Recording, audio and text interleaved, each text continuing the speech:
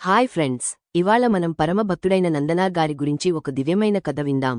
ఆయన 63 మంది నయనార్లలో 18వ వారు. ఆయన భక్తి ఎలాంటి అడ్డంకులనైనా ఎలా దాటేసిందో చూద్దాం. నందనార్ ఒక సాధారణ కూలి. కులం పేరుతో సమాజం ఆయన్ని చాలా వెనక్కి నెట్టేసింది. కాని ఆయన మనసులో మాత్రం దేవుడిపై తిరుగులేని ప్రేమ.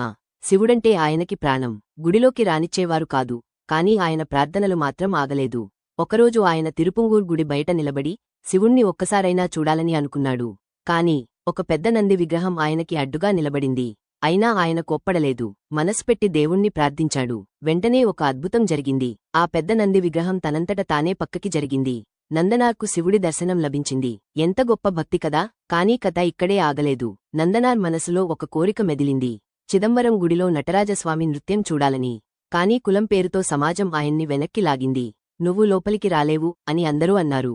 దాంతో ఆయన గుడి చుట్టూ తిరిగి, రేపు వస్తానా అని దీనంగా అడిగాడు. కాని దైవం సంకల్పం వేరుగా ఉంది. శివుడు తన భక్తుడిని కరుణించాడు. ఆ రాత్రి ఆయన పూజారుల కలలో కనబడి, నా భక్తుడికి స్వాగతం పలకండి అని ఆదేశించాడు. మరుసటి ఉదయం గుడిని శుద్ధిచేసి నందనార్ను లోపలికి ఆహ్వానించారు. అక్కడ ఆయన కళ్లముందు అద్భుతం జరిగింది. నటరాజస్వామి నృత్యం. నందనార్ ఆనందంతో పులకించిపోయాడు. ఆయన శరీరం వెలుగులా మారిపోయింది. దేవుడిలో కలిసిపోయాడు. ఈ కథ మనకేం చెప్తుంది? నిజమైన భక్తికి కులం, నియమాలు, భయం అడ్డు కాదు. మనసులో నిజమైన ప్రేమ ఉంటే రాయి కూడా దారి ఇస్తుంది.